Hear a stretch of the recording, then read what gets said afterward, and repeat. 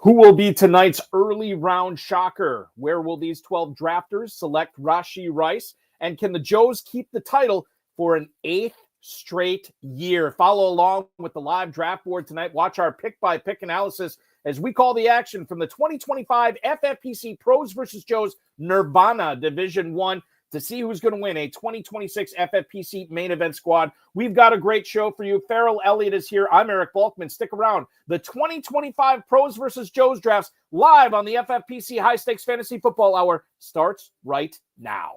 Under pressure, I've seen greater men need a lesson. Broadcast live and heard around the world, you are now watching the most entertaining hour of radio on the planet. Welcome to the High Stakes Fantasy Football Hour presented by MyFFPC.com with your Eric Balkman and Farrell Elliott. The High Stakes Fantasy Football Hour is your home for analysis from the best players in the world. And now, because no one else was available, here are Eric Balkman and Farrell Elliott. Solace in the scripture, are we not all our father's sons? I became a man, nobody ever told me what a man was. Greetings and salutations to all of you Balkaholics and Farelliacs. Welcome to the latest episode of the High Stakes Fantasy Football Hour presented by MyFFPC.com. I'm your slightly above average host, Eric Balkman, and my co-host is the definitive commissioner of fantasy football, one Farrell Elliott. Tonight, we have the first of 6 special episodes for you. It's the 2025 FFPC Pros versus Joes Nirvana Division Draft tonight, and we will be broadcasting it for its entire duration. Shout out to the chat room on Facebook, X, and YouTube. Post any questions you might have in there. Connect with us on X at HSFF Hour. I'm at Eric Balkman, and check out Farrell Elliott's Kentucky Fantasy Football State Championship at KFFSC.com. Facebook.com/slash HSFF Hour is where to reach us there. And, of course, you can also email the show at highstakesfantasyfootball@gmail.com. If you have any questions for us, send them in, and we'll get to them throughout the broadcast tonight. We'll try to get to all the chat room questions, all the X posts and emails throughout the broadcast, thanks to the hard work of our producer and mutual friend Rob, and of course our audio engineer, my best friend Bryce. As a reminder, a week from today is deadline day for the 2025 FFPC Main Event early draft slot announcement. When you pay for your team in full, you're going to get your draft slot Sunday, August 3rd. Remember that if you already have a team, you'll get $600 off each additional team you add on. Square those balances away at myffpc.com. While you're there, and I'll get to the draft, I promise you in a second, I want to remind everybody, myffpc.com is where to go for the Big Gorilla Tournament. $1 million grand prize, just $350 to enter. The 7 Bananas promo is new this year, so check that out. If you keep giving that 7 pick multiple times in a row, we're going to keep giving you free teams, and it will end in a jungle safari for 4 for free if you get it 5 times in a row. Main event, I already told you about at myffpc.com. We have a best ball and a Superflex best ball tournament going on at myffpc.com. And, of course, Dynasty startups going on all the live long day, year round. myffpc.com is where you can play Dynasty Fantasy Football 365 days a year. Remember to like this video, subscribe to the channel, comment on the video, share it with your friends, get notified every time we go live, which will be a lot this week. And it'll be tomorrow. More on that to come. Let's bring him in right now, the definitive commissioner of fantasy football, Mr. Farrell Elliott. Farrell, good evening.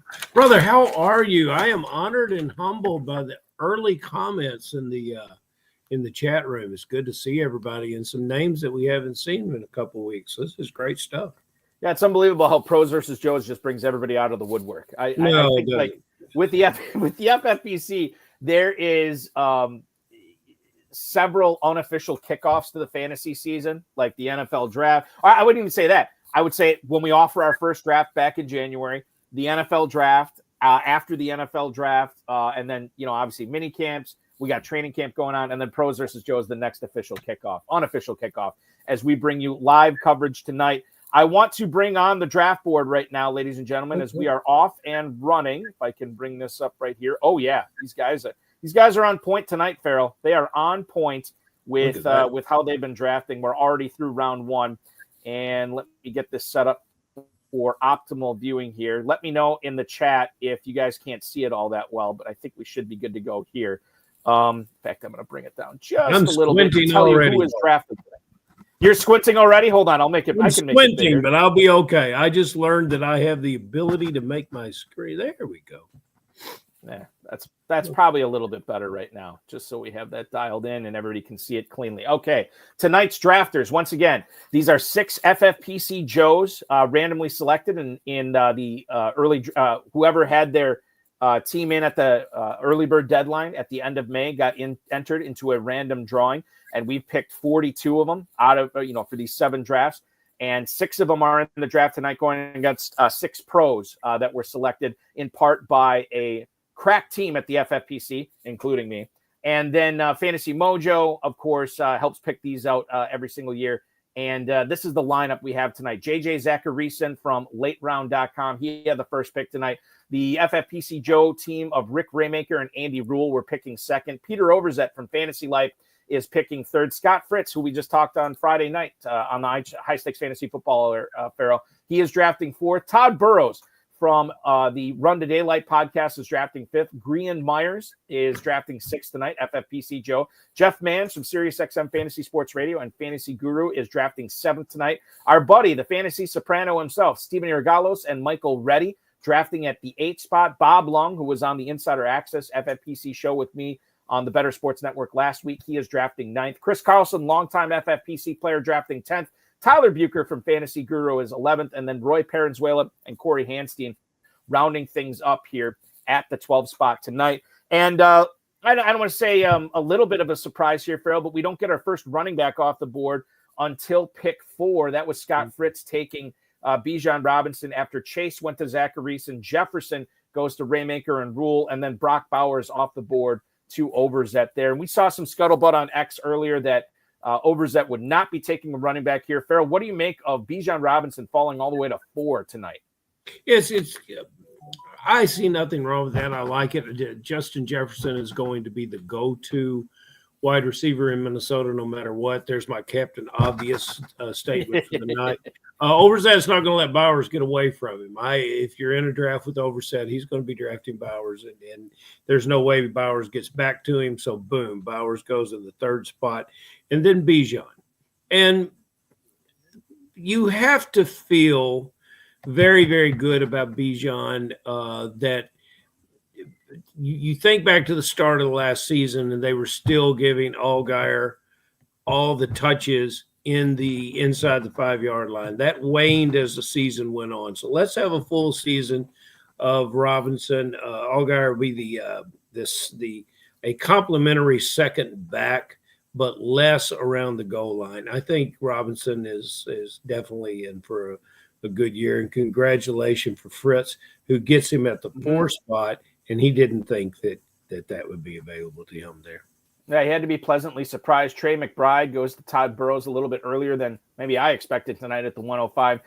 But Todd did say in the YouTube chat earlier on the show that he was feeling disruptive tonight. So disruptive. Well, it's a general state of affairs for Todd. That's true. Yeah, the disruptor, Todd Burroughs at Best Ball NFL on X. A pair of Lions go next. Jahmyr Gibbs, Amon-Ra St. Brown. CeeDee Lamb falls all the way to the 108 tonight. Bob Lung grabs up Saquon Barkley at the 109. Neighbors, Nakua, and Achane complete the first round. I think, and I know Stephen Urgalos drafts a ton. He's drafting from the 8th spot tonight. He had to be pretty happy that CeeDee Lamb falls to him. I think it's a big year. I know the addition of Pickens has people concerned about the target volume for Lamb. I think this is only going to help him. And maybe the volume goes down, but the efficiency should go way up. Here's your lazy analysis tonight. Dak Prescott is great every other year. This is a great year for him this year. And I think Lamb's a big beneficiary. I love the Lamb pick at 108 tonight. I do too. And that's where the fantasy sopranos want to be. And you can already see a little Kentucky in their blood. They're drafting wide receivers early. I want to say hello to Bob Lung. I missed your show with him this week. And Bob and Barkley gets a huge performer there. People are talking about Barkley. They say, well, he's going to be less what he does last year. He's going to regress. Was he going to regress 10%, 20%, 25%? I don't care. Even at 25%, he's still about 1,800 yards from scrimmage. I can live with that. I think you could too, Balky.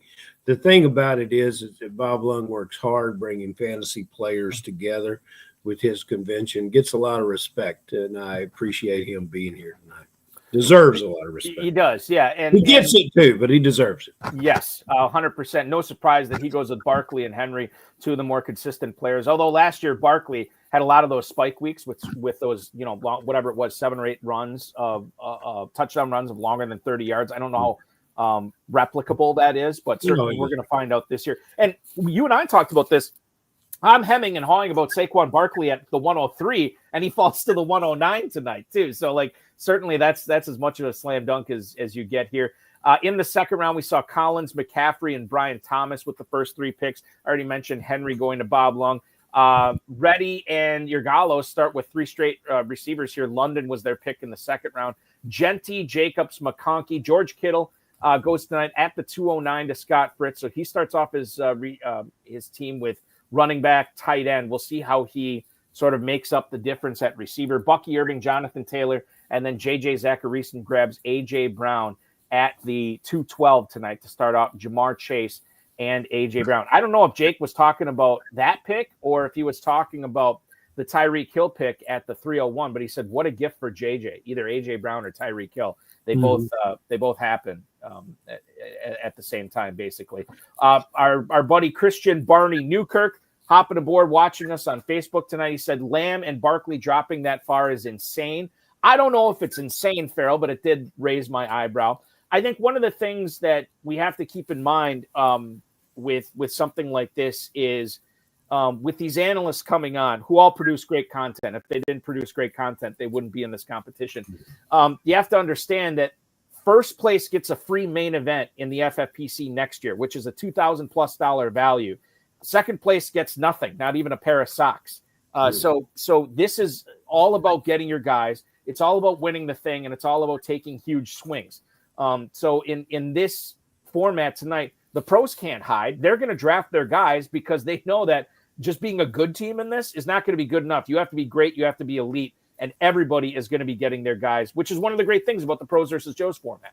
I think it's really wonderful, Bucky. And I when in the chat room, we had a couple guys this spring that says, I am never wrong. I am, some real characters, some of them haven't shown up in a while, but this is a time where those of us who are watching this draft and listening and looking can very much learn. The whole key of fantasy football, I think, is not what you know. The real mystery and how you can build and be successful is realize what you don't know.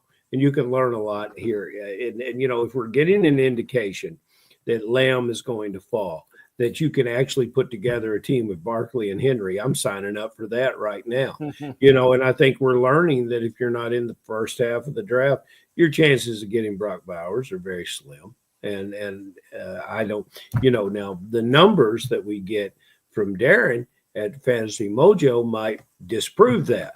But when you get these kind of guys in the room, this is a real indicator of where thought from others may be forthcoming. That sounded kind of word salad, but what I'm saying is we're looking into the future with some of the picks from here.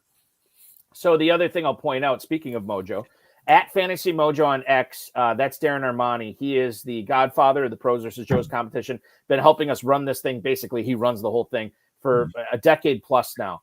And if you have or are playing in the FFPC, I highly recommend you get a subscription to fantasymojo.com. Well worth the price as far as the ADP data, the stacking data. I will pump up the in-season stuff. I know Darren doesn't pump that too much, but it's great to find out where these players are going for, how much they're going for on the waiver wire. It's great stuff.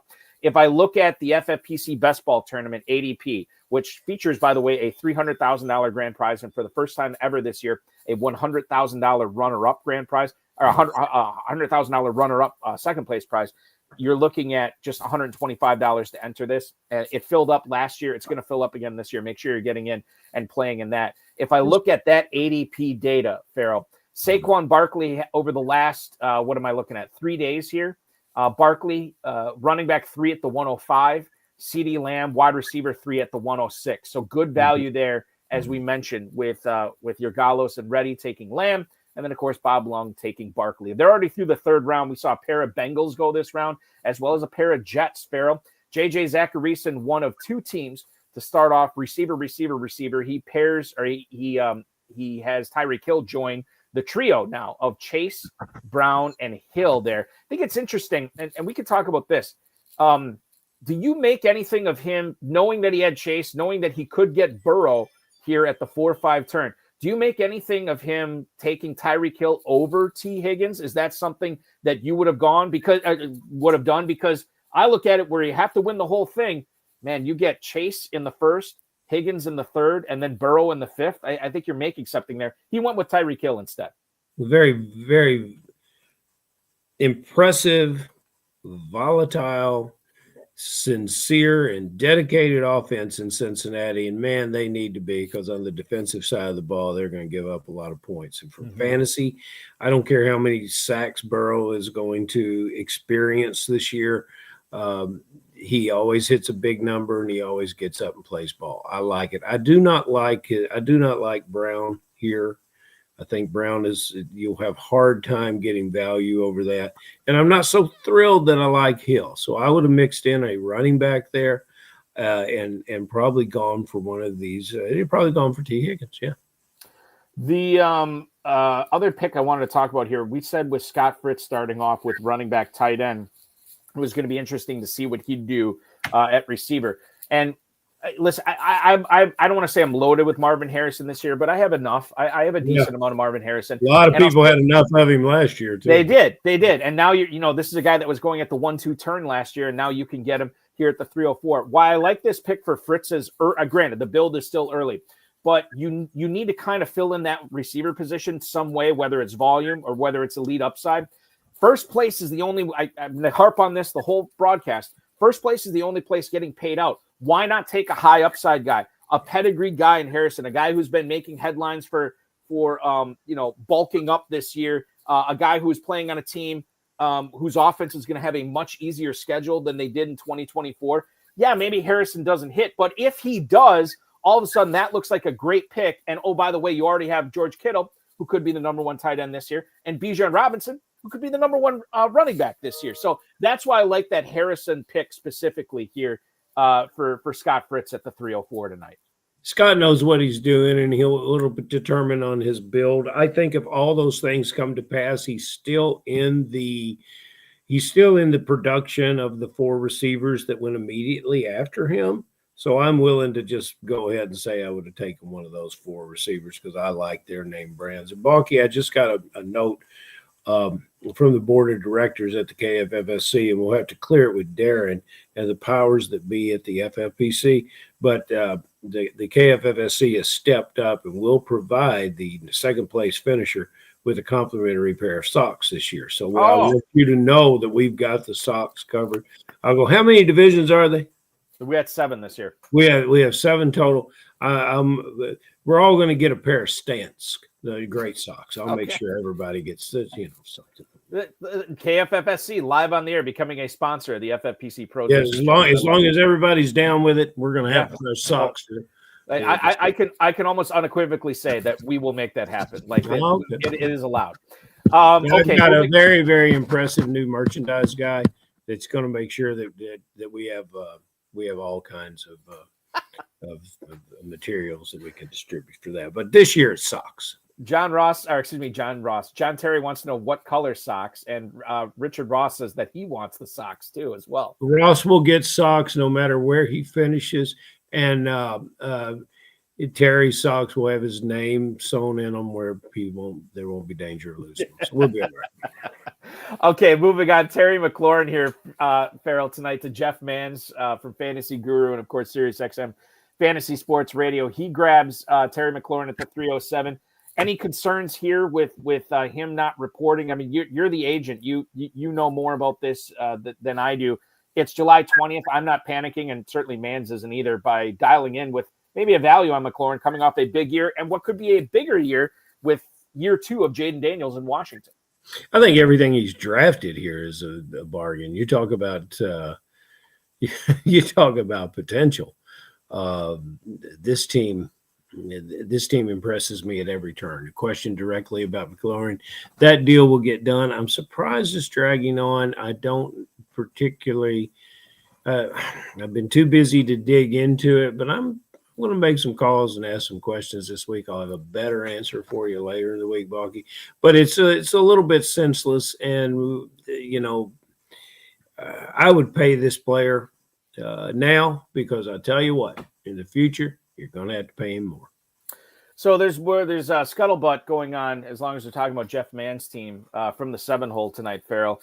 We got Richard Ross saying that Mann's is his favorite team so far. Yep. However, Adam Hahn jumps in and says Ashton Genty is going to bust this year. And I feel like Adam, who's tuned into so many of our shows, I think that is a drumbeat that he has had, is he does not like Genty this year for redraft purposes. But when you look at Mann's team, we're looking at the 7-hole viewers. St. Brown and Genty to kick things off, and he's gone McLaurin, Daniels, Kelsey. A balanced team so far. You have the youth with Genty and Daniels. You also have the experience with McLaurin and Kelsey, and I guess St. Brown as well. What do you make of Kelsey here at the 507, knowing that he was the 5th tight end off the board? There certainly were other tight ends you could have gone after, but he gets his guy in Kelsey this year. And I don't know if I would have been that aggressive, but if Kelsey sees a bunch of targets and he just catches them and falls down, that could work this year for fantasy too. He doesn't necessarily have to be all that athletic to put up big numbers. It could, but he won't. I saw a stat the other day. Pitts was on the field for 61% of the Falcons' snaps this past season. Now, when Kelsey comes off the field for one snap, especially if he's in red zone, he gets in the head coach's face. This is a player that I think has a better year. I think he was a little beat up physically this past year, and he doesn't complain about it. He doesn't make excuses. He's one of my favorite players in the league today, and one of my favorite ever to play football. And that's, he's going to get his 130 catches. Or 130 targets. Okay. He's going to get his 90 to 100 catches. They're going to be graded at 1.5 points a catch. And that's why I love this team so much. Now, Mr. Hahn, Adam's coming in here, and I will listen. I said that the best thing to do tonight is listen. Yeah. So if he's going to bust, I want some real numbers from Adam Hahn. I want to know what those numbers are, because the Raiders rookie camp just started. The veterans report either tomorrow or the next day. I want to know how a Pete Carroll team, with all the assets that this team has to put into Genty, the opportunity for him to bust is going to be limited, because he's going to have so many carries and so many touches.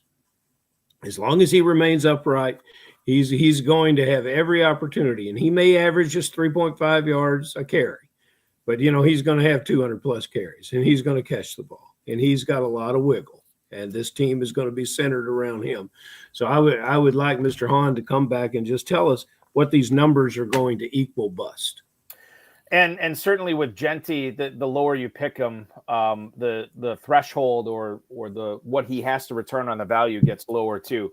I am not of the opinion that he's going to bust, but listen, anybody who wants to tell me about it, I will certainly listen. I want to talk about Team 8 here, because this is the other one. We started talking about Jeff Mann's team. John Terry chimes in, and he said he'd take Team 8 over Team 7 100% of the time. Jake Belike also says that the 8-hole is crushing it. Mm-hmm. And Derek Greer says Fantasy Sopranos is the team to beat at this point. Sean Green, a guy who drafted in this competition last year, says he likes Steve's team as well. So why don't we talk about Steve's team that is getting rave reviews here from the 8-hole. Lamb, obviously, we talked about earlier, where you get the value on him. London, Smith, and Jigba, that is a boatload of targets. I believe that's about 31,000 targets this year. With the top 3 there. And then he gets Hampton in the 4th round, follows it up with Pickens, and now Hawkinson he gets as the 6th tight end off the board. Is that accurate? Yeah, 6th tight end off the board here.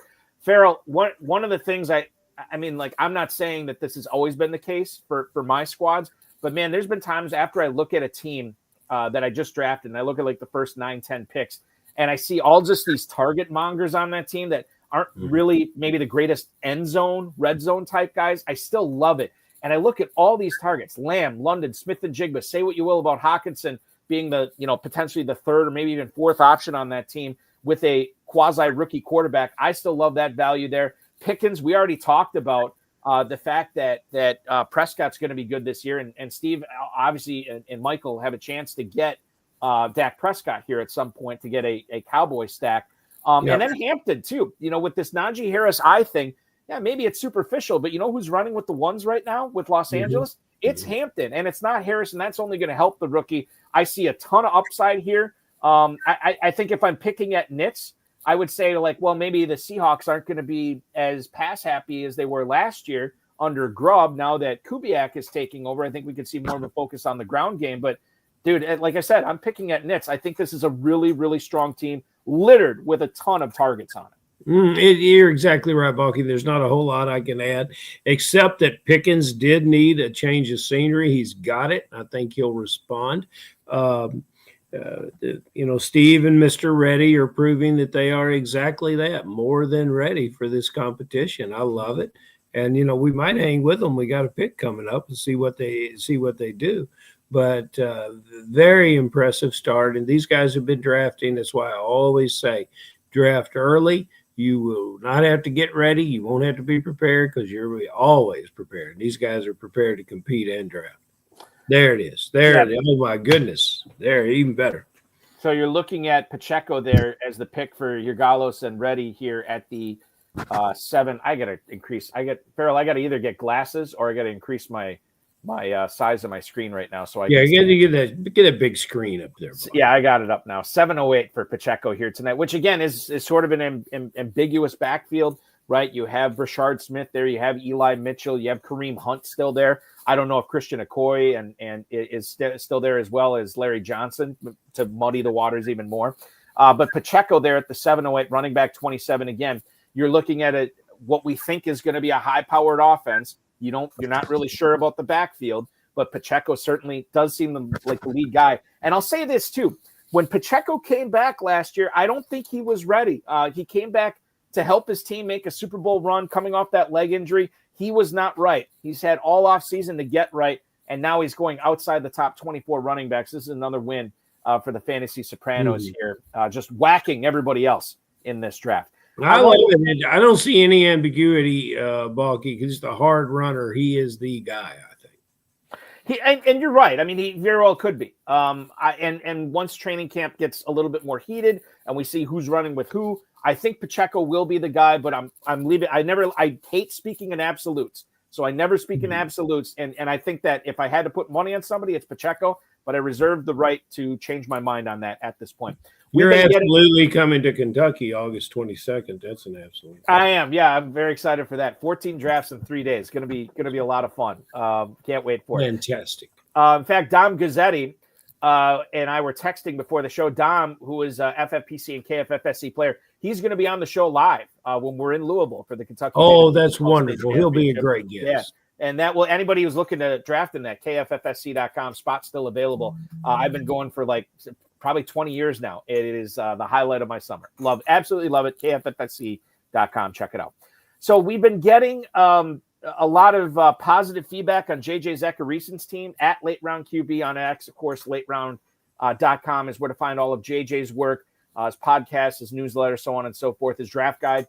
And there's been a lot of people that said, yeah, he missed out on the Bengals stack there with Chase, Higgins, and Burrow. He still has Chase, and he's collected a lot of high volume, high ceiling type guys here. We talked about Chase Brown and Hill. He got Kamara, who, say what you will about Kamara, but his usage rate was out of control last season for the New Orleans Saints, a team that, frankly, I don't know if that offense is going to be any better, but I'm not really all that worried about it because I saw what Kamara could do with not a whole lot last year, and I'm excited what he can do this year, even though he's a year older. You got Metcalf in Pittsburgh. I'm kind of whatever on that, but it is his fourth receiver, and he's a good best ball play as long as Aaron Rodgers doesn't shun him when he's not in the exact right spot on a fade or something like that. RJ Harvey, you have the upside with him in Denver. Certainly, the Dobbins thing threw a little bit of a monkey wrench into that. But Harvey, I still think is the ceiling is undeniable there. And then a lot of people, Farrell, and I'll ask you about this. A lot of people love the Calvin Ridley pick here at 701 is the 37th receiver off the board. It's weird because it's the Titans. It's a rookie quarterback, and it's Calvin Ridley. But a lot of people liked it on YouTube. Are you also a fan of the Ridley pick by Zachariason here? Yes. I like Ridley. I don't know. Well, he's got back-to-back picks. Let's see what he does here. But rookie quarterbacks lean heavily on that number one receiver. That's their one read, and they got to make it work. And then if they don't go through the progressions early in the season, they'll lock on that number one guy. It's not the best football move, but it is a very good move for fantasy football. So he's this player's fourth receiver, and it'll be interesting to see when he begins to get a little youth and a little upside on this team. He's coming up on his pick right now, and we'll tell you who JJ picks here in a second. But I want to bring it back to the Fantasy Sopranos. They end up getting that Cowboy stack. We had Richard Ross chiming in on YouTube. Made is looking better and better. Lamb in the first, Pickens in the fifth, and now Prescott in the eighth. Farrell, what do you make of Prescott in the eighth? A guy that I think you had probably about an 85% chance of getting in the ninth round coming back, but he made sure he got that stack right away. We often hear from some of these analysts in this draft tonight, don't go out of your way to create a stack if they happen. Great. Do you feel like in a format like this where first place is the only place that maybe you would be willing to take Prescott almost 2 full rounds ahead of where he normally goes? Take a look at the 2 guys drafted behind him and tell me who you would want. Well, I'm saying this. I'm saying that you could have. Are you saying like the 2 players that went after Prescott and ETN and Mason? Yeah, I mean, Fields and Mayfield, because Fields those guys could chime in and say, hey, if Dak's available, we take him. So, I think this is where you had to take the quarterback, looking at the board, and get the quarterback you want. You've already teased it, Balky, that this is Prescott's year. He is the odd year quarterback, apparently. And he has added tools, added weapons. His tight end may be healthy this year too. Why not? These guys have gone all in on what's going on in Dallas. It's very interesting for a couple of guys from straight out of New York and New Jersey, but nevertheless, they are in hats and boots tonight. So, and I'll say this too, regarding Urgalos' team. The question is not should he have gone with Fields or Mayfield, and I apologize if I did not lead you the right way on this one, Farrell. That's on me. The question is, do you take Travis Etienne? Do you take Mason? Do you take Khalil Shakir? Golden, who I think is a good best ball pick. No, they're good players. You could have taken that and then still gotten Prescott in the 9th round. Now, we're living in the Matrix. We'll never know on whether Prescott would have made it back. But rather than you and I talking about this, Farrell, why don't we just talk to the guy who actually made the decision himself? Ladies and gentlemen, the co-manager for the Fantasy Sopranos tonight, along with Michael Reddy. He's drafting out of the 8th spot, drawing rave reviews for his squad through 8 rounds. Please welcome in Stephen Urgalos. Stephen, welcome aboard, man. There he is. What's going on, boys? How are you? I'm good. So I'm just gonna justify that Dak pick. If he doesn't come around, anything I've done is, I don't know. They're high-powered offense. I had to take Dak there. No choice. So it wasn't even like a matter of okay. No. Now I would feel bad. What if I didn't mention Prescott on the air? Would you have still taken him in the 8th round? The minute I hear the name on the air, I'm like, someone might get him. So it's okay. It didn't bother me. Okay, and you almost got Pittman. You could almost. I was torn. I was torn a little bit, but I said, you know what? Let me take Dak just to be sure. And you got him. Speaking of the Cowboys, how surprised were you to see CeeDee Lamb fall in your lap at the 108 tonight? Honestly, I wanted to take Trey McBride or Devin Achane. Okay. And I said, I don't know if I was torn, but I thought they'd both be there. Then I got to take a pick. Let me take this pick and I'll tell you. Yeah, go ahead. You think about this. I'm just going to bring everybody up to speed on Steve's draft so far. The quarterback is Prescott. In the backfield, he has Hampton and Pacheco. Receivers are Lamb, London, Smith and Jigba, and Pickens. He has Hawkinson at tight end and 10 seconds to make this pick here at the 908. Who's it going to be, Steve? Charbonnet, baby. Zach Charbonnet. I don't think Walker Evans is going to stay healthy, so I figured I'd grab one other running back here. as JJ Zachariason, who is drafting in the first spot, I think it's JJ always says this, you have to eat your charbs, and you're eating your charbs here at 908 at running back 33. And that's the thing, too. It's like you just need a pocket for Charbonnet this season, 2-3 games. And, hey, if it's more significant than that, he's your number 3 running back. And because and I should have mentioned this at the top of the show for anybody who's tuning in and not familiar with the starting lineup in this best ball tournament or this best ball pros versus Joe's tournament, you're looking at 1 quarterback. You only have to start 2 running backs. You only have to start 2 receivers, a tight end, 2 flexes on this as well. So, Charbonnet could be a regular starter for you, or you never have to count on him, too. And if you are distrustful of Kenneth Walker, Steve, that leads me to believe you have not been drafting a whole lot of Kenneth Walker this season. No, not really. I've drafted a few shares, but every share that I took a Walker, I took Charbonnet in the 9th round or 10th round. I couldn't just leave him naked. I just there's your natural handcuff. And Steve, it's got to be very encouraging to you and Mike. You're a favorite of the show and a beloved player, but Balky and I were not campaigning for anyone to comment about your team. That was all done in the chat room, and that was all a wave of support. And you're getting it from all around the country. So congratulations and stay on point, sir. You got how many more rounds, Balky? Yeah. I mean, I was torn between Adams and JSN, but let's see how the rest of this goes. Steve, do you feel like, I mean, besides Prescott, and you obviously explained that pretty well why you did what you did, do you feel like you've reached on anybody tonight? I feel like you've gotten really good value here throughout. I think listen, based on the stack, I reached on Pickens a little bit. I usually he goes maybe a round later, so I might have reached on Pickens, but I felt that Omari and Hampton, there's a lot of opportunity with him. I needed a running back. I'm trying to build this way, and I don't think I reached, but I don't know who's going to drop to me from here on in. This is a tough draft. Yeah, was it a tough? I don't want to bring it back to your first round pick here. Was it a tough call between Lamb and Barkley at all? Because both those guys. Pick. I have no interest in Barkley.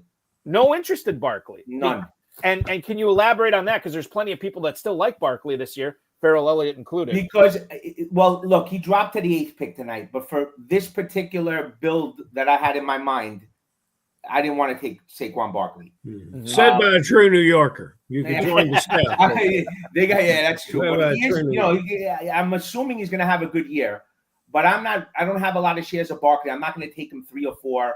I just don't feel that's the case.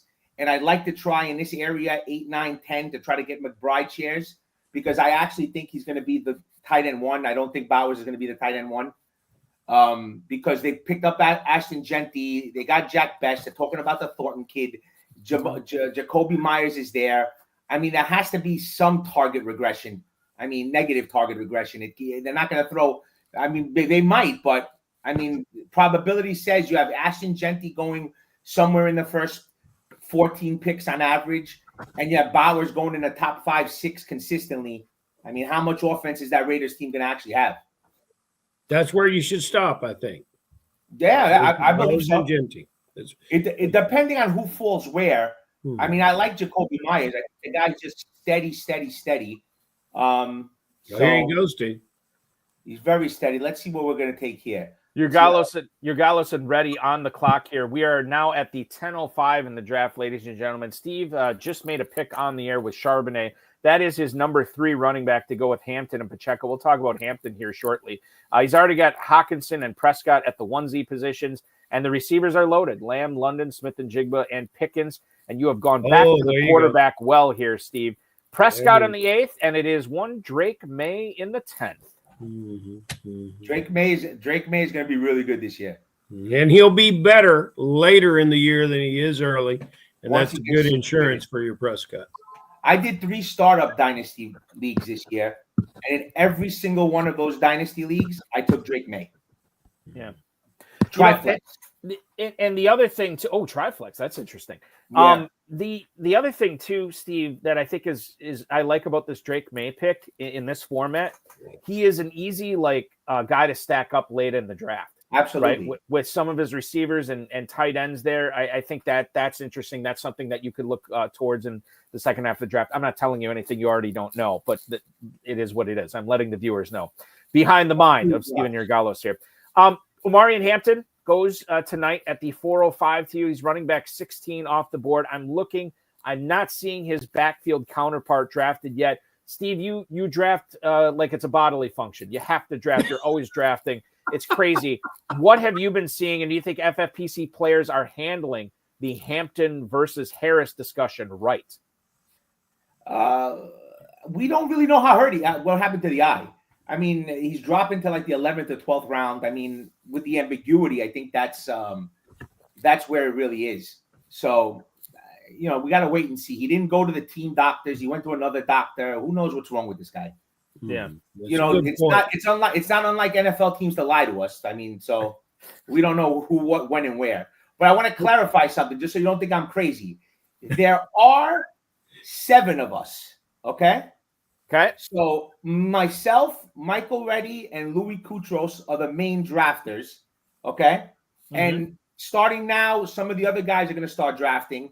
So there are 7 of us. It's not just me drafting. Tonight I happen to be there on the cell phone with me back and forth texting picks.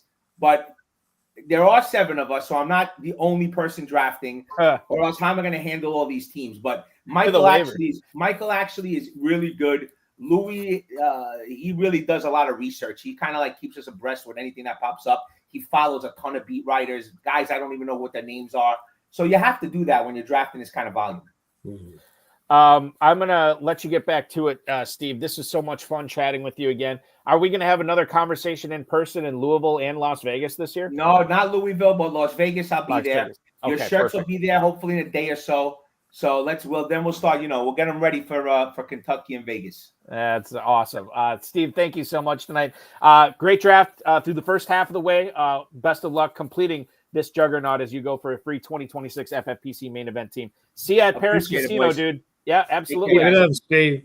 That is Stephen Urgalos. He is drafting this team tonight with Michael Reddy. I'm kind of relieved to hear that he has a consortium handling all these drafts because Wednesday night waivers could be a little bit challenging for him. It could be, and he's the straw that stirs the drink for Fantasy Sopranos. And these guys, they're tight, they're connected, they enjoy their play. We have 2, if not 3. Of the Sopranos coming to Kentucky. Steve, the missus is actually expecting while the Kentucky draft is going on. And drafters, he should print out the comments from what it is. It never get any better than this. And drafters who are less experienced with success, as Steve might be tempted to get the big head. Not Steve. He just lines up and goes to work every day. So good job. I want to remind everybody, too, when I talk about these drafts that I see Steve in, he's in a ton of the FFPC Big Gorilla drafts. The Big Gorilla tournament is the old Fantasy Pros tournament. $1 million grand prize, $350 to enter. But remember, you get a $50 discount on every third team you purchase. Drafts available with the live and slow format. The 7 Bananas promo is live.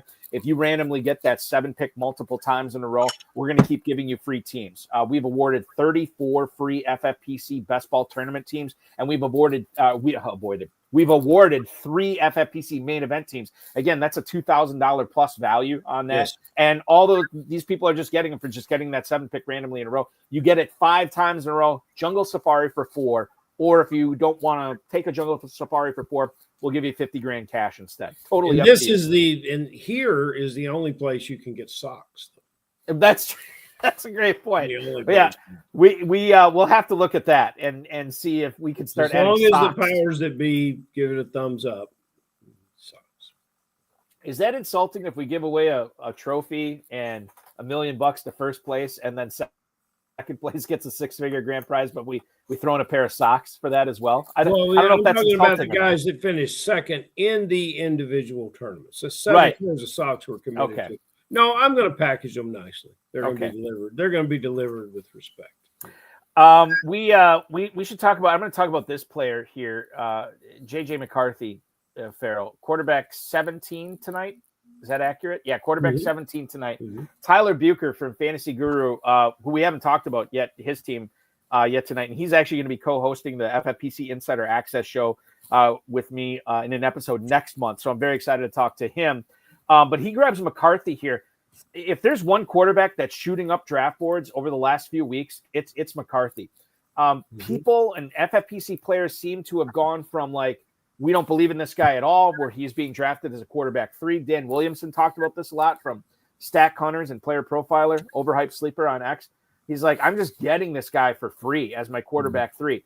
And now he's like a quarterback 2. And I think he just went in, I could be wrong on this. In one of my Kentucky drafts, I was actually looking at him. He was like quarterback 14 or quarterback 15. He's almost a quarterback 1 at this point, Farrell. Has the love gone too far on McCarthy right now? Because it's harder and harder to draft him.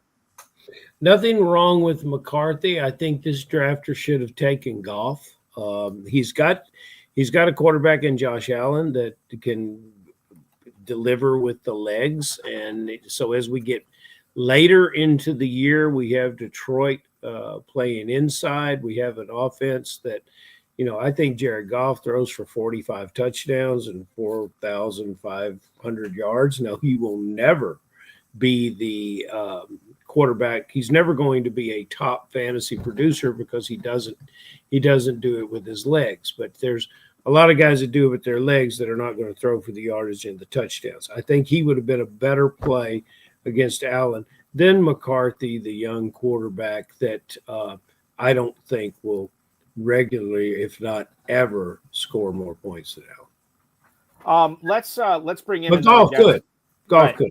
Right. I want to bring in another guest tonight. He is drafted in this competition for years.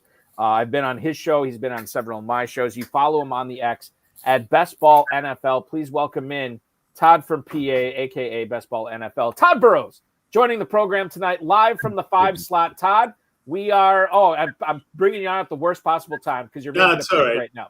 You already made it. Okay, perfect. This man's a multitasking disruptor. Paul. Yes, yes. Understand and if you've ever, well, never mind. I had a joke, but it wasn't going to work. That's the only jokes I ever tell, the ones that never land, Todd. So you said in the YouTube chat before the show started tonight, you were feeling disruptive. Was the Trey McBride pick indicative of that? Were you already? That was the only thing I was talking about. All right. So you were planning on doing this before the draft started. Yeah, McBride at 5. So here's the thing. There's 2 major differences and one thing about the FFPC. So the thing about the FFPC is, you've got pros versus Joes where you have people drafting in the format who don't do it every day. Mm-hmm. So you tend to get, and we have, like that guy who was just on here, he's taken a couple of the guys that I like real early. So I just didn't want to be in a position. And the other thing about the FFPC and the 1.5 per PPR for the tight end premium is that people tend to push all the tight ends up when really there's only 1 or 2 tight ends who are likely to get 100 catches, and that 100 catches is equal 150 catches. Mm-hmm. So I decided I was going to take McBride, and I thought I could come back and get either A.J. Brown or Ladd McConkey and get a really good wide receiver there, not as good as CeeDee Lamb or as Malik Neighbors, who I would have taken, but it took the worry away. And then I added Evan Engram, who could really be peppered with targets in that offense in Denver. And if I get 80 catches out of Engram to 100 plus over 100 with McBride, and McBride finds a way to actually get into the end zone, well, then I'm really, really ahead of the game in this format. And I trust myself to figure out the rest. So you were on the clock now, Todd. We got another question coming up actually a couple of questions in the chat room we'll get to here in a little bit. Algier is the pick here, running back 51. What do you make of Algier's usage with Bijan Robinson there with Arthur Smith now in Pittsburgh? Well, he has some floor on a weekly basis, but he's an every 3 series type of guy, right? Yeah. And, really the play with him is I'm in the 5 spot. Bijan went 4th. So basically if Bijan gets hurt, now I get double the benefit because the guy right next to me's first round pick is out and I've got the backup. Mm-hmm. Todd, a few questions here on YouTube, but we'll continue the conversation with the McBride pick. We had John Terry wanting to know that if Bowers would have been available to you along with McBride at 5, would you have still taken McBride over Bowers? No, I would have taken Bowers. Okay. I'm not convinced Bowers is going to outscore him this year, but I think that I would have held to ABDP. I didn't think he would. I know Pete Overzet was going to take him. I just wanted a really premier tight end. And at the end of the day, in this format, if he gets 110 catches and he gets 8 touchdowns instead of 2 or 6 instead of 2, he could be the number 1 guy scoring in this format overall. Dominic Gazzetti, Todd, also had this for you. Hey, Dom, how you doing? He saw you take Breece Hall at the 305 tonight, and he wants to know why was Hall the pick over Walker and Cook. He also and to couch that, he brings up Isaiah Davis and Braylon Allen in New York as well. It seems like you were a believer in Breece Hall, and that belief is becoming something more prevalent in FFPC drafts lately as well. I love Walker. I think that guy Sopranos took Charbonnet, who I was going to take. I just, again, I was kind of joking about being disruptive, but there's nothing wrong with taking it. My plan was to come out of the first round with McBride, first 3 rounds with a wide receiver, a tight end, and a running back. Again, in a draft where it's not going to go the way you think it is, I don't like to get out in front of my skis positionally, especially if I can get guys that I really like in each round. And, I could see the negative case for Breece Hall, but I mean, we're talking about a guy who was the first round pick last year. It's going to be a run offense. And if he didn't seem to have the explosion that he had in previous years, that I'm willing to bet that was just injuries and a bad year, and coming off an injury, second year off an injury. And Justin Fields running the ball is really going to open the lanes for Breece Hall. So do I love him? No. Do I like him and think he was a good pick? Yes. Balky, is it verboten to discuss players that have not been drafted? Listen, as long as I would say yes. It is? Okay, so since it's verboten. Todd is our guest, so it is verboten. Well, see, that's a disruptor, which I appreciate that, because if you're going to come in as a disruptor, we want you to commit to that. You can't say you're going to be one thing and then not be it. So I'll go ahead, but I'm waiting for a certain tight end to be drafted. But let me talk about Pitts. Pitts after Goddard. What do you think? I mean, Goddard is, to me, one of the better picks on the board. Why? Because every year one of the other 2 guys seems to get injured for a few games and he goes nuclear, but he's also very stable. So one of the things you're going to see me do in a second here, and I'm up next, so let's wait. Let's just wait on it. Todd Burroughs is now on the clock here at the 14:08. All right, so I just took Will Shipley. Yep. And so, to me, I've been doing a lot of Will Shipley with Jalen Hurts stacks. Mm-hmm. And I'm sure Peter Overzet's not too happy that I took Will Shipley. But I think Will Shipley has the ability to turn fantasy on its head. Again, when you have a first-round back who gets hurt and you've got an offensive line like the Eagles have, he's more of a tournament pick than one here, but I just couldn't not take him, especially since some of the wide receivers I wanted were gone. But back to your question, what was it, Farrell? I just wanted to comment about Goddard. And I mean, what's your thoughts on it? Well, you said that he was dependable. I say he isn't. He's missed 22 games over the last 4 seasons, I think. No, I meant he's dependable when he plays. I mean, the availability is one of the greatest abilities in this thing, but he's dependable to catch the same amount of passes as every other grouping of tight end. When you started talking about how few tight ends are going to really get those glory numbers, and Goddard falls in the middle of very average tight end performance, but I think he is drafted and overdrafted every year. And, if you like, so he's our number one team here. He's got AJ Brown and he's got Goddard, which only means to me that he likes Philadelphia, because Barkley and Hurts are still going to deliver the ground game. This came primarily a running team. And, I think in this contest, you're going to need a little more at the second tight end. And there he is. Who drafted Hunter Henry? That's our boy Scott.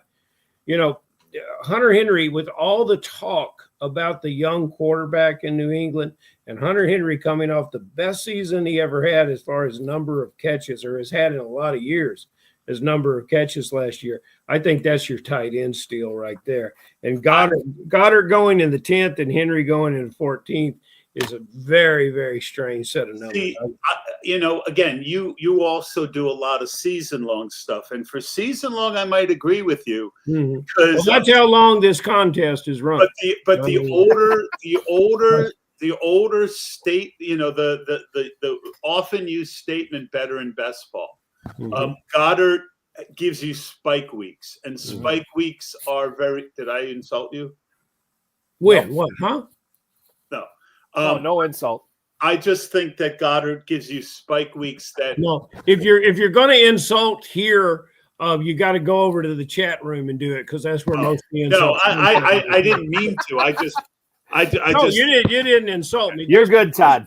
Yeah. So just because you're wrong does not mean that it's an insult. I can understand. You're always, everyone's right until they're not. So I have a way of, I think Goddard can give you those 20-point weeks that are real separators in that. Hunter Henry, I think for season long, and I like Henry this year. I like Drake May a tremendous amount. And a lot of times I will stack him with Henry because it's just an easy thing. You can get him at any point afterwards. All the wide receivers, even Diggs, there's a lot of question marks. The one guy who is going to be there and put up numbers is Hunter Henry. Let me just weigh in on Goddard here real quick. This is turned into the Goddard cast, but I'm going to tell you this right now. Well, I think it's an important conversation. Philadelphia. I prefer Toddard, but to Dallas Toddard from PA. You have a team last year in Philadelphia that was had a historic run running the football. I mean, it was insane how much they ran last year.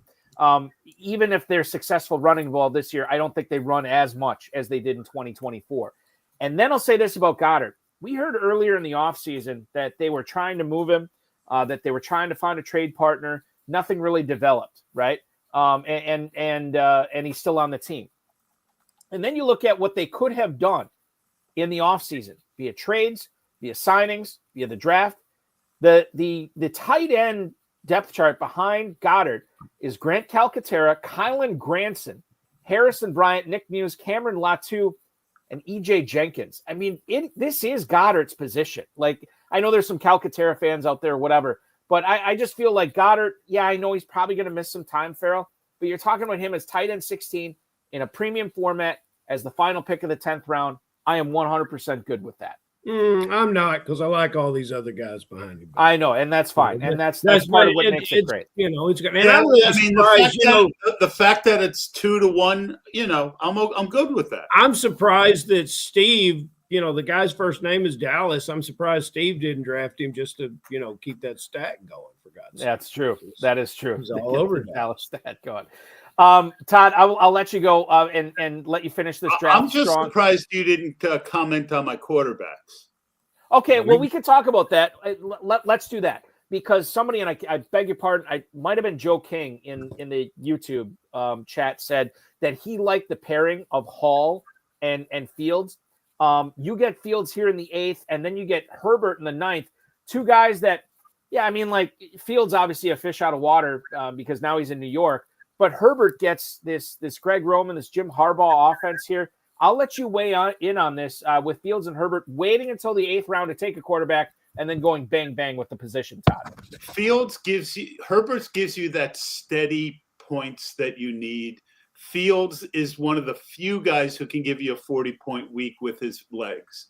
I saw in the chat Dominic Gazzetti ask about stack cuffing. I wanted to add Spears to Pollard, but he went one pick ahead of me.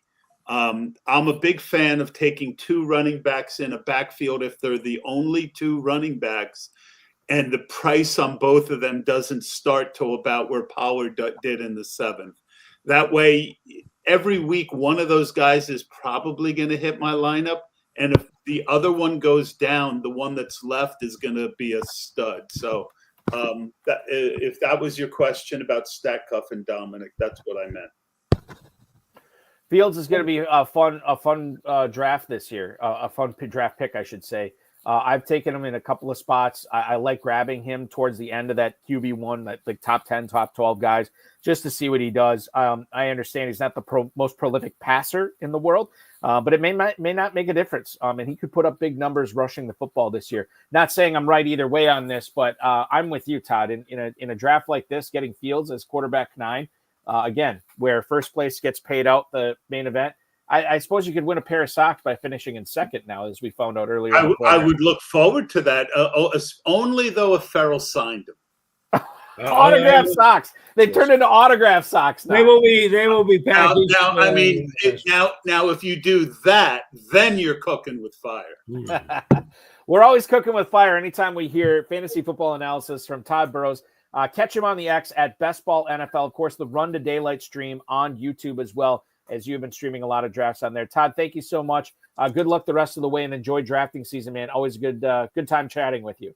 You guys are the best. Have a good one. Take care, brother. Todd Burroughs. Thank you, Todd. Appreciate him. Todd Burroughs chiming in tonight. We have entered round 17, and I feel like, Farrell, it has been, let's see, what are we looking at? Sunday night. I have gone 3 days, essentially, almost 3 full days without talking to this guy. So let's bring him on right now. He is the founder of the Fantasy Football Expo that will be going on in Canton, Ohio, August 8th through the 10th. Get your tickets now at thefantasyfootballexpo.com. He is the founder of Big Guy Fantasy Sports and, of course, the Fantasy Football Consistency Guide, now available on Amazon.com. Fantasy Football Consistency Guide has been nominated by the FSWA 8 straight years in only its 10th year of existence. Let's bring him on right now, ladies and gentlemen, at Bob_Lung on the X. He co-hosted the Insider Access show with me on Thursday night. He's back here drafting from the 9 spot tonight. Good evening, Bob. Good to see you. Yeah, and Farrell, thank you for the kind words at the beginning. I was very touched. So always good to see you, my friend. Appropriately delivered to a man that deserves nothing but the best. Thank Bob, you so much. Bob, let me ask you this. In your wildest dreams, when you were prepping for this, knowing you were picking 9th, did you ever think Saquon Barkley was going to be part of the equation? I did not. I was just like, I have to take him, right? No kidding. Like, I can't just go, well, I'll wait. So, yeah, I did. So, I really was hoping for McCaffrey to get back, but I got Henry, so I was okay. And that's a lot of carries there, too. And the great thing about Barkley and Henry there, and I think you the rest of your draft alluded to this, you could focus in on other positions. You drafted one other running back before round 10, and that was Aaron Jones. So your backfield is pretty much set. The Rashee Rice, that was an auto pick. Did you have that in your queue, or how did that happen? Yeah, no, I'm not going to lie. The 2 picks in front of me. Daniels and Hampton. Yeah. No, I'm sorry. It was Josh Allen and Kyron Williams, and then it came to you at the 404. Yeah, so I had both of those guys sitting, and then it was just like, and so I was like, okay, Evans now, and then by the time I just like my brain exploded, and Rice, and I'm okay with it. Yeah. Because if he only gets 2 to 4 games, it's okay. And to be honest with you, I picked Hollywood Brown later in round 13. So I feel like I can plug him in until Rice gets back. Maybe not as productive, but at least it should be, close enough. This is the comeback year for the chief receivers. That's what I'm hoping for. So Bob, let me ask you this too. And I know I'll tell you what, you're coming up on being on the clock right now. Bob's team, we're talking about team 9 right here. He's got Burrow and Darnold as his quarterbacks. The running backfield is Barkley, Henry, Aaron Jones, Najee Harris, Bigsby, and Chubb. The receivers are Adams, Rice, Odunze, Samuel, Kupp, Hollywood Brown, and Elijah Moore. And then tight ends are Dalton Kincaid and Terrence Ferguson. Again, this is no kickers, no defenses in this format. Bob, you have 3 picks to go. You're fairly well balanced. I don't know what you're leaning here. Maybe it's just best player available. But as you are on deck here for the 1804 pick, any names that are running through your mind? Anybody you got teed up ready to go here, depending upon what Chris Carlson does at 10? Yeah, so I am looking at Raheem Mostert. If Genty does, I'm not saying Genty's not going to be worth it, but if Genty goes down, he's next up, and there isn't much else there. So it's a shot in the dark, but it has good potential there. I was looking at some other backup running backs, Zach Moss, those kind of folks. Right. But yeah, it's slim pickings at this point. This is always the most difficult draft because 1, it's 12 brilliant minds. Well, 11 in mine. And then it goes so fast. Yeah. And it's like, and that's what happens is I'm thinking ahead, but then it's so fast. And all of a sudden I look up and my queue's empty and I'm up and I'm like, well, that's how this plays. And if it is not for the weak of heart, that's for sure. So Bob, let me let you wax poetic on Dalton Kincaid here. We talked about him on Thursday night, the Thursday night FFPC Insider Access show on the Better Sports Network. If you want to go back and watch that, viewers, it's on the Better Sports Network socials as well as the FFPC socials and bettersportsnetwork.com. Kincaid, you wait until round 10. And you grab Kincaid as the 14th tight end off the board as your starter. You get Ferguson here at tight end 27. But I think these are 2 upside guys here where you understand, like, look, if I'm going to win this, I need one of these guys or maybe both of them to come through. And if they're okay, I'm probably not winning it anyway. But these were both, in my opinion, if we're looking at your team, these were pick to win type picks with Kincaid and Ferguson here. But I'll let you weigh in on why you like Kincaid. Yeah, to be honest with you, again, the strategy was as it was coming back to the 5th round, I had Kelsey queued up to be that pick. And then he got picked by Jeff Mans 2 picks before, which doesn't surprise me because Jeff hates me. No, I'm just kidding. So then I'm like, okay, I might as well take Burrow. I wanted him too. And I'll just have to wait. And then, Ingram goes, Hawkinson goes. And then I'm like, all right, I need some wide receivers. So I kind of just left them go. And then I was thinking I would get, I was either going to get Jake Ferguson or Dalton Kincaid, which we both talked about on Thursday. And, Ferguson went and then Kincaid was there. So I took Kincaid. And then Terrence Ferguson, honestly, I'm not going to lie. It was because you talked so much about him. I'm like, yeah, why would you not pick a guy in that Rams offense? I wanted Stafford, of course, but he got sniped for me a few rounds before I was going to get him. But it's okay. Like I said, tough league, and you just got to go with whatever the flow gives you. It's funny because I have been drafting one of the Rams tight ends, not always the same one, but I've been drafting one of the Rams tight ends as like my tight end 3 in a lot of best balls. And sometimes it's Terrence Ferguson and sometimes it's Tyler Higbee. But I just want one of those guys on my team. And I think for this format, you took the right guy. I think I'd rather have Ferguson over Higbee because of the upside, because of the mystery box aspect, because we don't know what this guy is capable of. So I was a fan of that. We talked with Fantasy Sopranos, Stephen Urgalos earlier about his pick of Omari and Hampton at the 405. I feel like you and I touched on Najee Harris on Thursday night as well.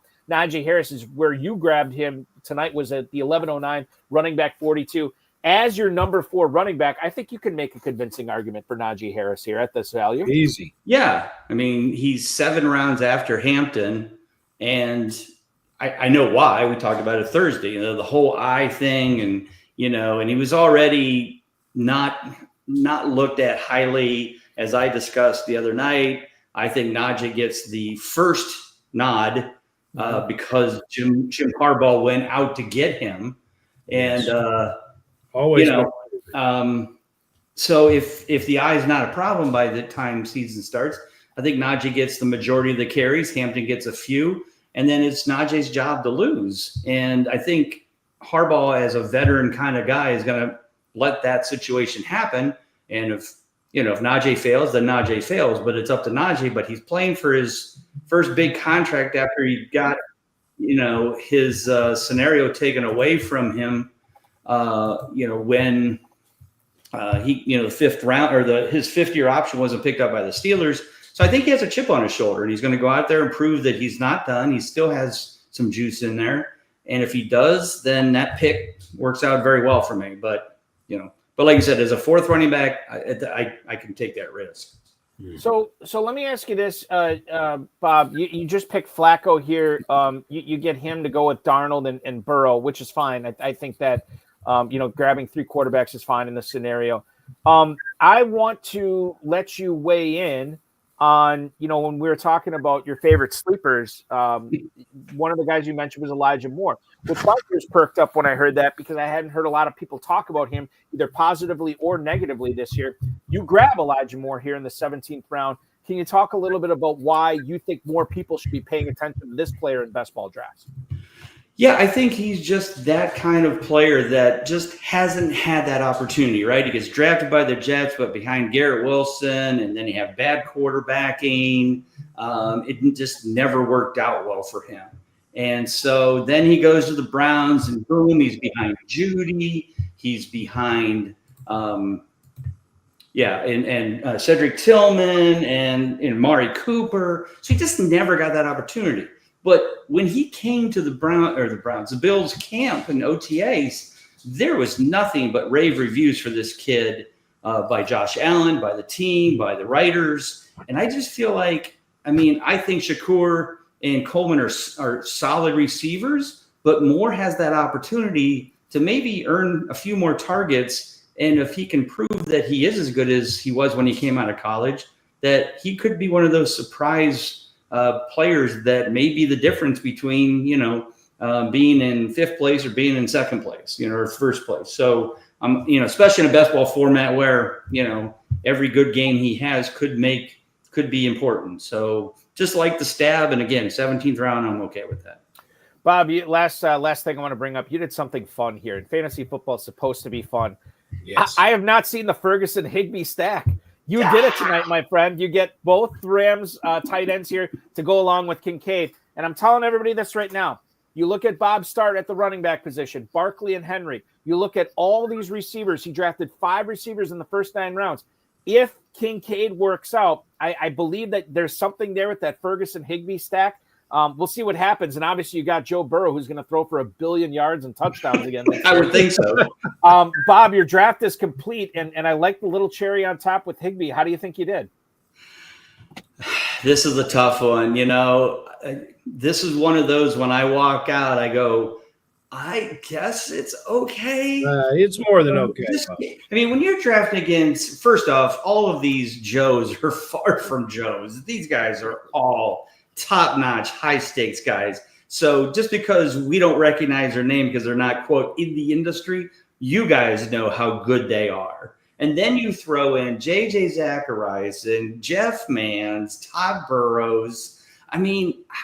It's just mind-blowing. You can't think too far ahead. You have to think you have to literally put, if you're 10 picks away, you better have 11 picks in the queue because they could all go. And it's not like, a home draft or local, whatever. This is the best of the best. We do our Kings Classic, but it would be interesting someday, to do a pros versus Joes kind of thing in Canton as a live thing.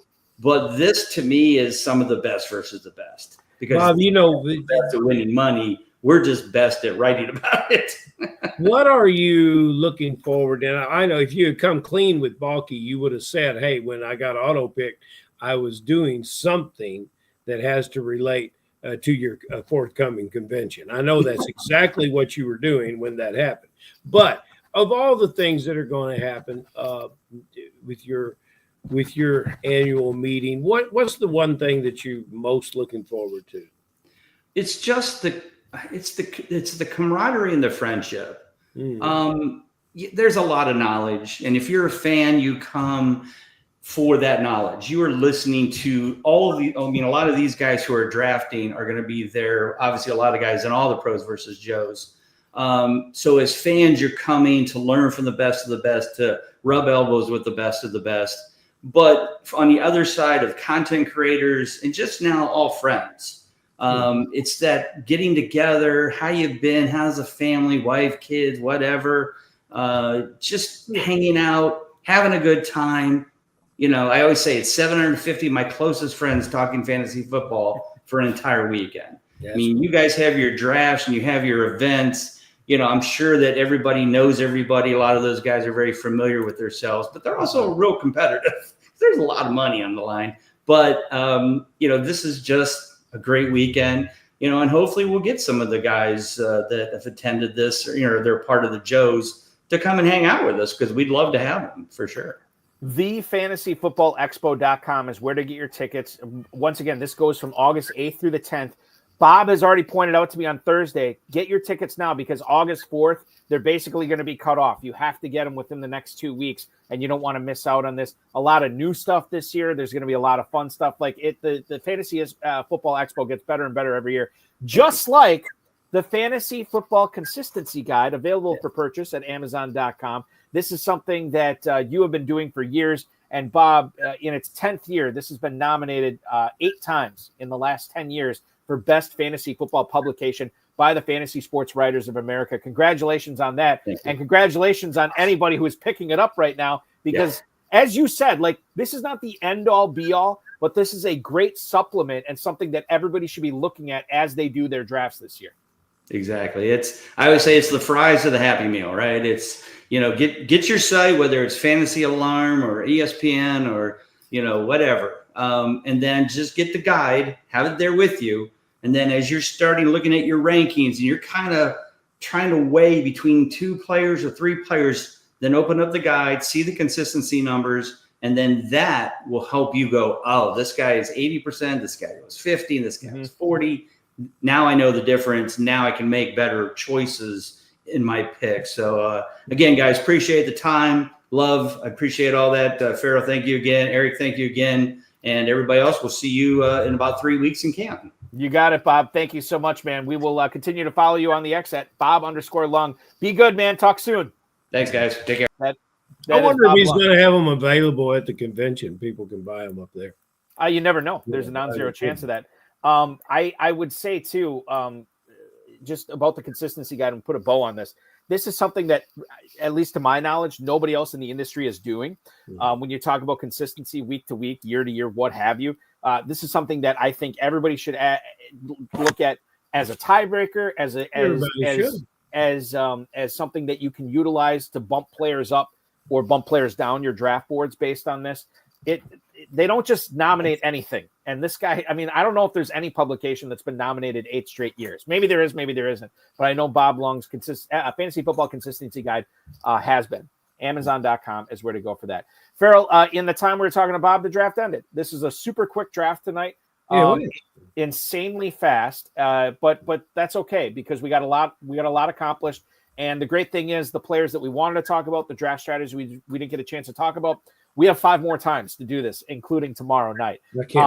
And one of the best things about tomorrow night is it'll be you, it'll be me, and of course the 11-time, probably more than 11-time now, FFPC League champion Dave Tripoli joining us on the show tomorrow. So that's going to be fun as well. I'll let you rest up for that. Until then, I will tell everybody to go to kffsc.com. Check out the main events. Check out everything going on, the Sweet 16s. If you want to draft live in Louisville, there's a big payback available as well.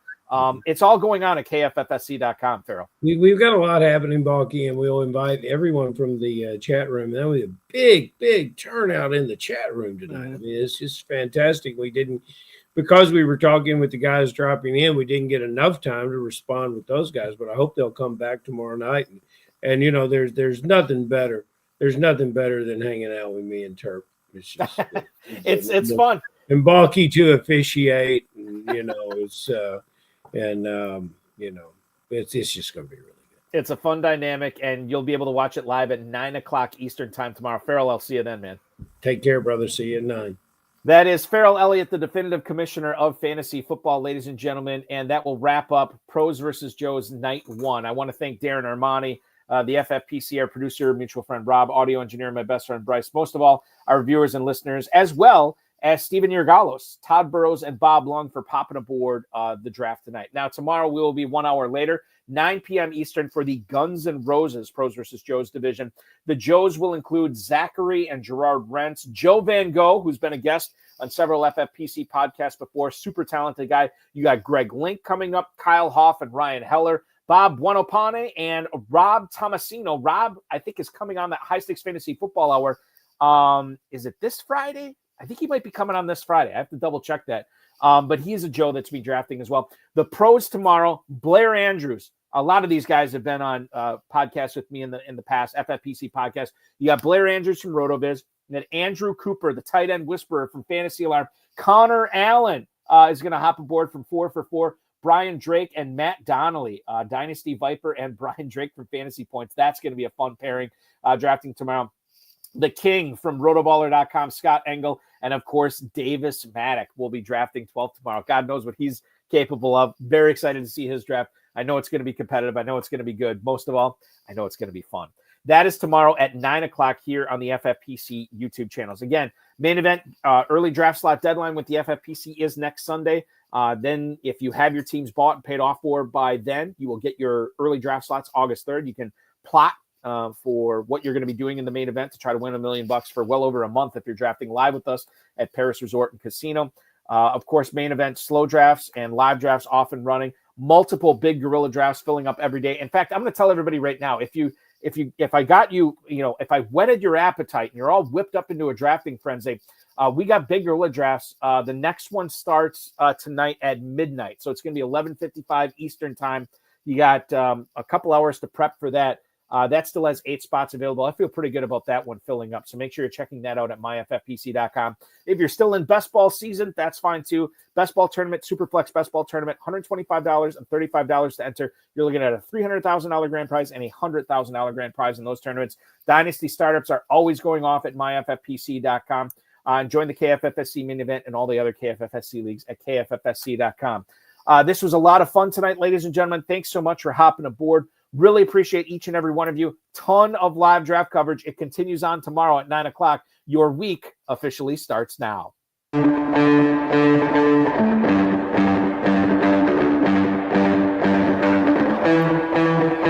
This has been another episode of the High Stakes Fantasy Football Hour presented by myffpc.com. It was broadcast live and was watched around the world. Balky and Farrell will be back next week with more analysis, more interviews, and more advice from guests much smarter than they are. Thanks for watching, and we'll talk with you again next week.